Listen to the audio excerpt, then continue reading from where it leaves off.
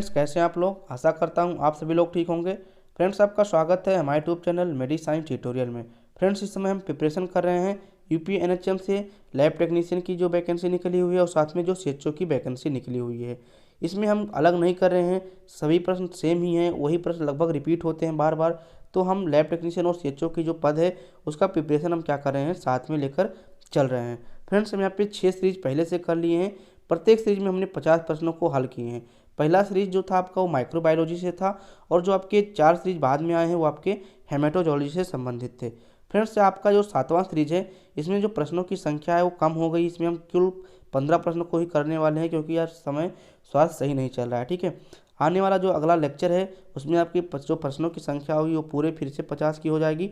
तो बस केवल आज के लिए ही जो प्रश्नों की संख्या वो कम हो गई है। ठीक है फ्रेंड्स, जो आपका 7वां सीरीज है वो आपका हिस्टोलॉजी और साइटोलॉजी से संबंधित है। इससे पहले वाला भी सीरीज आपका हिस्टोलॉजी और साइटोलॉजी से संबंधित था। तो चलिए प्रत्येक प्रश्न को देखते हैं और उनका आंसर देखेंगे और उनके प्रत्येक ऑप्शन का क्या करेंगे, एनालिसिस करेंगे। तो फ्रेंड्स, जो पहला प्रश्न है, the change in the tissue can be retarded by which temperature, यानी कि जो आपका टिश्यू होता है उसमें जो चेंजिंग होता है वो मंद हो जाता है किस टेम्परेचर पे। तो फ्रेंड्स, जो मंद हो जाता है वो आपकी लो टेम्परेचर पे हो जाता है। तो ऑप्शन नंबर यहाँ पे ए सही जाएगा। चलिए अगले प्रश्न को देखते हैं। अगला यहाँ पे हमारा है 54 नंबर का प्रश्न, a substance which preserve the shape, structure, relationship and chemical constituents of tissue and cell of the death, यानी कि कौन सा सबस्टेंस होता है जो आपके टिश्यू या फिर सेल का प्रिजर्व करता है शेप, स्ट्रक्चर, रिलेशनशिप और साथ में उसका केमिकल कंपोजिशन। तो फ्रेंड्स, उस प्रकार के सबस्टेंस को क्या कहते हैं, हम कहते हैं फिक्सेटिव कहते हैं। क्या कहते हैं, फिक्सेटिव कहते हैं। अगर यहाँ पे बात करें डीकैल्सिफिकेशन फ्लूइड की या फिर डीकैल्सिफिकेशन की, तो डीकैल्सिफिकेशन एक प्रकार का प्रक्रिया होता है जिसमें टिश्यू के जो क्यूब होते हैं या फिर टिश्यू के जो टुकड़े होते हैं उनसे क्या हटाया जाता है, कैल्शियम को रिमूव किया जाता है। तो इस प्रक्रिया को क्या कहते हैं, डीकैल्सिफिकेशन कहते हैं। ठीक है, डी मतलब हटाना और कैल्सिफिकेशन मतलब कैल्शियम को। ठीक है, और अगर यहाँ पे बात करें क्लियरिंग एजेंट की, तो क्लियरिंग एजेंट यानी कि जब आपका टिश्यू प्रोसेसिंग होता है तो आपका जो एल्कोहल डालते हैं तो उसके बाद में जो हम क्या करते हैं उसको क्लियर करते हैं, तो हम उसको क्या कहते हैं, क्लियरिंग एजेंट कहते हैं। क्लियरिंग एजेंट की बात करें तो जैसे जाइलिन हो गया आपका, या फिर बात करें क्लोरोफार्म, तो ये आपके क्या है, क्लियरिंग एजेंट के रूप में जाने जाते हैं। अगर यहाँ पे बात करें कैल्सिफिकेशन फ्लूइड की, तो जो कैल्सिफिकेशन फ्लूइड होता है जिसे नाइट्रिक एसिड के रूप में हम अधिकतर कैल्सिफिकेशन के रूप में जानते हैं। चलिए अगले प्रश्न की बात करते हैं। अगला प्रश्न है यहाँ पे 55 नंबर का। 55 नंबर का कह रहा था combined alien blue PAS technique is use to separated, यानी कि आपका जो एल्सियन ब्लू पैस होता है, स्टेन होता है, टेक्निक होता है, उसमें हम किस चीज़ को सेपरेट करते हैं। तो ये आपके म्यूसिन को सेपरेट करता है और किस म्यूसिन को, वो आपके एसिड म्यूसिन को और न्यूट्रल म्यूसिन को क्या करता है, सेपरेट करता है। फ्रेंड्स, अगर बात करें म्यूसिन की, तो म्यूसिन आपके इंटेस्टाइन के क्या होते हैं, सरफेस पे पाए जाते हैं। इनका जो उत्पन्न होता है वो एपिथेलियल सेल से होते हैं।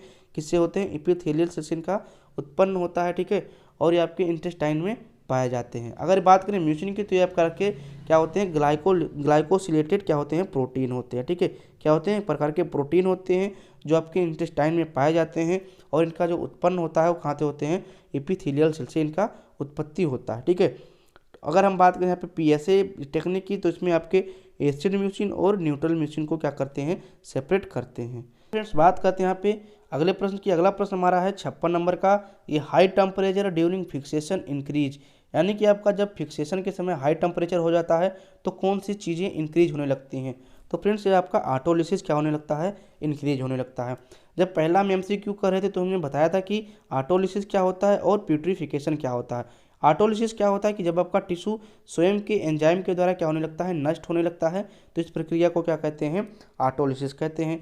अगर आपका जो क्या होता है, टिश्यू किसी दूसरे ऑर्गेनिम्स के द्वारा, जैसे बैक्टीरिया के द्वारा उसका क्षरण होने लगता है, तो इस प्रक्रिया को क्या कहते हैं, प्यूटरिफिकेशन कहते हैं। तो यहाँ पे जो हाई टेम्परेचर हो जाता है, फिक्सेशन, उसमें कौन सा प्रॉब्लम काज करता है, तो आपका ऑटोलिसिस होना शुरू हो जाता है आपके टिश्यू का। बात करते हैं यहाँ पे 57 नंबर प्रश्न की। 57 नंबर का जो प्रश्न कह रहा है कि ये फिक्सेटिव हिच ये prepared after mixing 2 or more solution is called, यानी कि जब आपका एक से अधिक फिक्सेशन को क्या करते हैं, मिक्स करते हैं, तो उस प्रकार के फिक्सेटिव को क्या कहते हैं। तो उस प्रकार के फिक्सेटिव को हम क्या कहते हैं, कंपाउंड फिक्सेटिव कहते हैं। क्या कहते हैं, कंपाउंड फिक्सेटिव कहते हैं।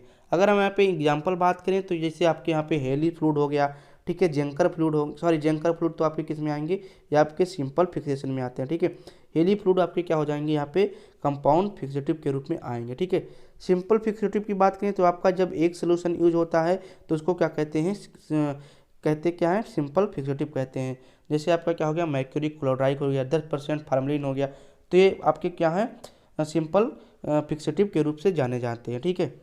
चलिए अगले प्रश्न की बात करते हैं। अगला प्रश्न हमारा यहाँ पे 58 नंबर का, a fixative act on a specific part of the cell is called, यानी कि आपका जो स्पेसिफिक फिक्सेटिव होता है जो कि सेल के लिए प्रिपेयर होता है, सेल के भागों को प्रिजर्व करता है, उसको सड़ने से रोकता है, तो उसको क्या कहते हैं, उसको हम क्या कहते हैं, साइटोलॉजिकल फिक्सेटिव, क्या कहते हैं, साइटोलॉजिकल फिक्सेटिव, ठीक है। ऑप्शन नंबर सी सही जाएगा। चलिए अगले प्रश्न को देखते हैं।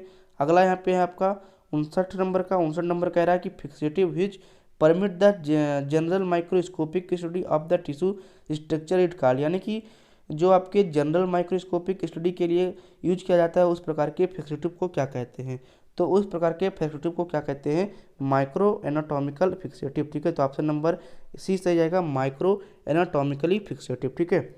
चलिए अगले प्रश्न की बात करते हैं। अगला प्रश्न यहाँ पे हमारा है इस साइड में लिखा हुआ 60 नंबर का। 60 नंबर का प्रश्न कह रहा है friends, A fixative which contain glacial acetic acid is called, यानी कि कौन से प्रकार के फिक्सेटिव में ग्लेशियल एसिटिक एसिड पाया जाता है।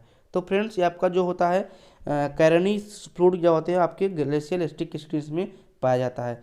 कैरिनिय फ्लूइड क्या होता है, आपका एक प्रकार का फिक्सेटिव फ्लूइड होता है, ठीक है। चलिए अगले प्रश्न की बात करते हैं। अगला प्रश्न हमारा है 61 नंबर का।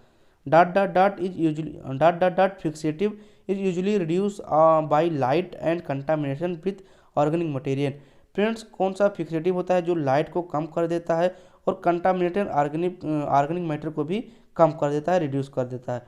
तो उस प्रकार के हम फिक्सेटिव को क्या कहते हैं, एक्वस सोल्यूशन ऑफ ऑस्मियम, ठीक है। क्या कहते हैं, एक्वस सोल्यूशन ऑफ ऑस्मियम, ठीक है। फ्रेंड्स ये जो आपके ऑस्मियम होते हैं उनका यूज हम क्या करते हैं, उनका यूज हम क्या करते हैं, एक प्रकार का इलेक्ट्रॉन माइक्रोस्कोपिक के लिए फिक्सेटिव यूज किया जाता है और ये आपके फिक्सेटिव के साथ साथ एक प्रकार के स्टेनिंग का भी काम करता है, ठीक है। फिक्सेटिव के साथ साथ एक प्रकार के स्टेनिंग का भी काम करता है। चलिए अगले प्रश्न को देखते हैं। अगला प्रश्न हमारा है 62 नंबर का।